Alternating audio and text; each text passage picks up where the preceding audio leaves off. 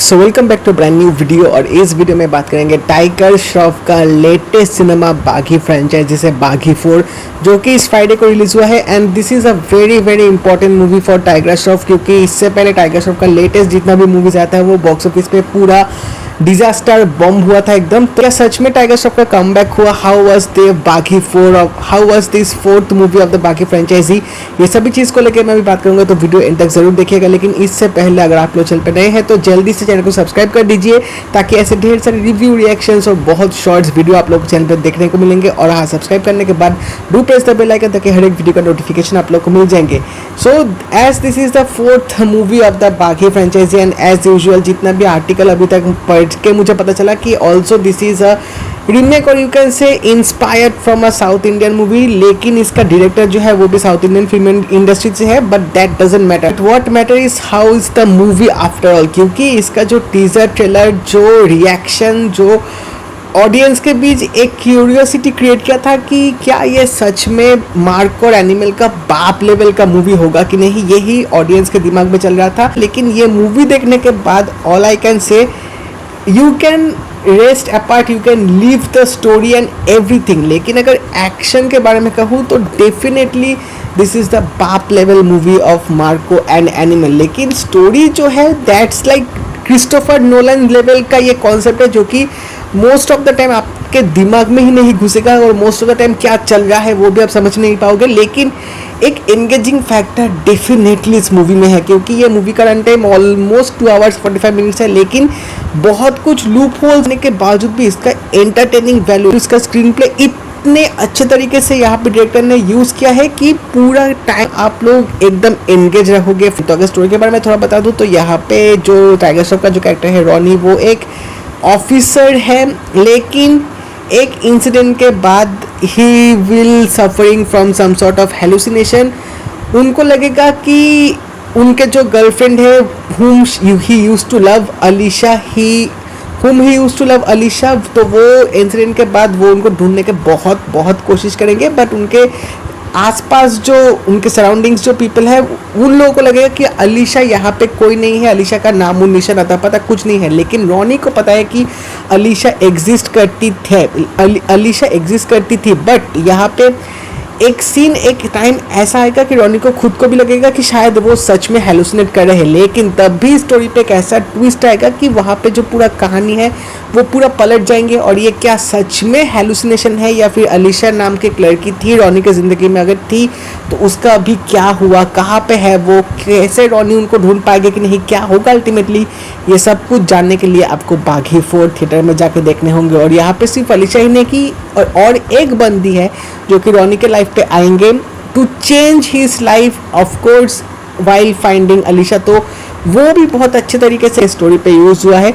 तो फिल्म के initially like 20 to 25 minutes यहाँ पे थोड़ा बहुत कॉमेडी या थोड़ा बहुत ऐसे सब प्लॉट दिखाएंगे, तो मुझे लग रहा था कि it was not that sort of necessary. लेकिन हाँ, यहाँ पे श्रेयस तलपड़े का जो कैरेक्टर था और भी अच्छे हो सकते थे, ट्रस्ट मी, क्योंकि बागी 3 में रितेश देशमुख का जिस तरीके से कैरेक्टर था, some sort of unnecessary, some sort of unused, not that important. Shreyas का कैरेक्टर भी मुझे वैसा ही लग रहा था, कैरेक्टर में डेप्थ बहुत ही कम था। After that 25 minutes of the movie जब धीरे धीरे स्टोरी और इवॉल्व होकर जब धीरे धीरे ट्विस्ट आना शुरू होंगे, तब स्टोरी का एंगेजिंग फैक्टर, तभी स्टोरी का और यूएसपी आएंगे। एंड ट्रस्ट मी, उसके बाद इतना सारा ट्विस्ट, इतना सारा टर्न्स, इतना सारा यहाँ पे आप लोगों को घुमा के रखेंगे कि आप लोग समझ नहीं पाओगे कि अल्टीमेटली क्या हो रहा है। क्योंकि ट्विस्ट तो यहाँ पे दिखाएंगे, लेकिन वो कैसे हो रहा है, किस तरीके से हो रहा है, उस ट्विस्ट में भी इतने कुछ जगह पे मुझे लूप होल्स लग रहा था। लेकिन जब आप लोग देखोगे वो सब कुछ चीज़ें आप लोगों के दिमाग में उतना भी नहीं आएगा, क्योंकि एक टाइम पे जाके ना आप भी लाइक कंफ्यूज हो जाओगे कि हो क्या रहा है and how this can be possible. Film पे जो लीडिंग 2 एक्ट्रेस है उन लोगों का परफॉर्मेंस अच्छा है। हालांकि यहाँ पे जो अलीशा का जो कैरेक्टर है वो डेब्यू एक्ट्रेस है, उनका भी यहाँ पे एक इम्पॉर्टेंट रोल है and she played it nicely, क्योंकि उनका कैरेक्टर में भी डेप्थ, उनके कैरेक्टर में भी ट्विस्ट एंड टर्न्स आएंगे जो उन्होंने बहुत अच्छे तरीके से यहाँ पे निभाए हैं। यहाँ पे सौरभ सचदेवा एज यूजुअल ही played the brother of Sanjay Dutt. तो it's getting some sort of monotonous, क्योंकि इससे पहले भी एक रिसेंट एक लास्ट मूवी मैंने देखा था, वहाँ पे भी उन्होंने ऐसा ही रोल प्ले किया था, तो एक के बाद एक is playing same sort of role, लेकिन यहाँ पर भी उनका परफॉर्मेंस बहुत ही काबिल तारीफ है।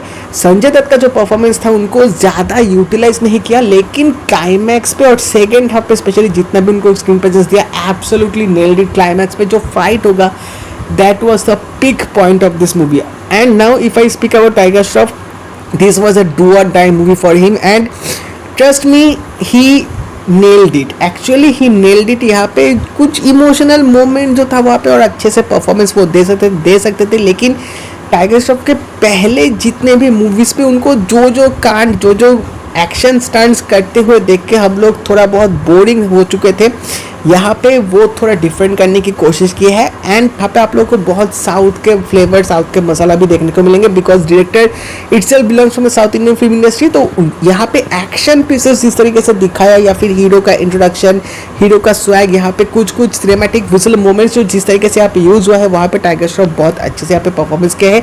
एक्शन में definitely he nailed it, but emotional कुछ सीन पे और उनको अच्छे से करना चाहिए था। बट फिल्म के शुरुआत से ही उनका जब एंट्री हो गए, उससे एंड तक उनका जो यहाँ पे परफॉर्मेंस था, I will definitely say this is a reloaded version of Tiger Shroff. अब अगर फिल्म के टेक्निकल के बारे में कहूँ, this is the most brutalest, most like raw violent action movie in the Hindi film industry, क्योंकि बहुत ऐसे सीन दिखाए जो देखने में खतरनाक, आप लोग को मजा आएंगे in the big screen. And this is an absolute treat for the action cinema lovers जो कि बहुत ही रॉ वायलेंट मूवी पसंद करते हैं। उन लोग के लिए ये movie is the best thing to have. Film पे एक्शन कोरियोग्राफी नेक्स्ट लेवल का है, स्पेशली यहाँ पे जो इंटरवल के जो सीन होंगे, जहाँ पे ही असली ट्विस्ट आएंगे, वो इंटरवल के सीन। यहाँ पे सेकेंड हाफ में 2-3 एक्शन पीसेस है। Every action piece was beautifully crafted, और हर एक सीन पे आप लोगों को अलग ही एंटरटेनमेंट देंगे, अलग ही मजा आएगा देखने में। Background music was fully top notch, अलग ही जोश, अलग ही आप लोगों को वाइब, गूज़बम्स देंगे वो बैकग्राउंड म्यूजिक के साथ, जिस तरीके से यहाँ पे पूरा एक्शन पीसेस जो सीन हो रहा था। और लास्ट में बागी का जो वो टाइटल ट्रैक है, गेट रेडी टू फाइट, वो क्लाइमैक्स एक्शन सीन पे जिस तरीके से यूज हुआ है, it was a whistle what the moment, trust me. Film पे सिनेमाटोग्राफी बहुत ही अच्छे थे, यहाँ पे लुक एंड फील भी ठीक ठाक तरीके से यूज हुआ है, लेकिन फिल्म पे जो ट्विस्ट एंड टर्न्स थे जो स्क्रीन पे यहाँ पे जिस तरीके से यूज हुआ, फिल्म के शुरुआत में आप लोग थोड़ा कंफ्यूज हो जाओगे कि हो क्या रहा है, how this can be possible, actually चल क्या रहा है। लेकिन जैसे जैसे स्टोरी और आगे बढ़ेंगे, जब आप लोगों को अल्टीमेटली थोड़ा बहुत पता होना शुरू होगा, तभी ये फिल्म का जो पेस है वो और अच्छे तरीके से आना शुरू होंगे, और तभी वो जो एंगेजिंग वैल्यू, जैसे मैंने वीडियो के शुरुआत में कहा, और आएंगे, and you will be glued to it.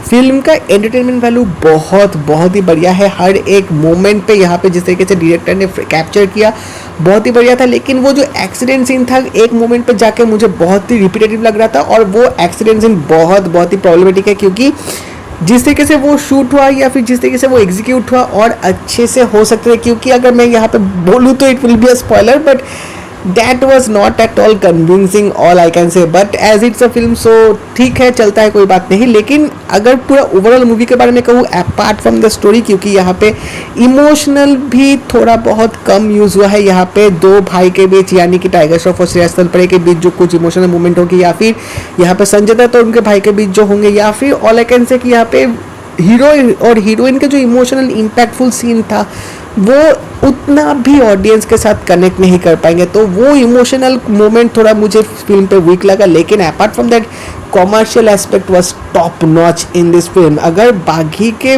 जो अभी तक 4 मूवीज अगर मैं रैंक करूँ, तो definitely part 1 will be the top. उसके बाद आई विल गिव बागी 4 in the second place, and definitely बागी 2 will be in the third place, and बागी 3 will be in the fourth place, क्योंकि पार्ट 3 जो मूवी था वो मुझे उतना भी अच्छा नहीं लगा था। लेकिन ओवरऑल अगर कहूँ, this is a one time watch, purely entertainment value, only for action, क्योंकि स्टोरी का जो लॉजिक वो थोड़ा इधर उधर था। But keeping aside the story, if you just enjoy the pure entertainment value, pure action pieces, then definitely you will going to enjoy this movie. तो अगर आप लोग ने बागी 4 मूवी देख ले होंगे, तो मुझे जरूर बताना कैसा लगा, और अगर ये वीडियो अच्छा लगे तो लाइक कर देना, शेयर कर देना, चैनल को जरूर सब्सक्राइब कर देना, नोटिफिकेशन बेल भी ऑल कर देना। तो मिलते हैं अगले वीडियो पे, बाय।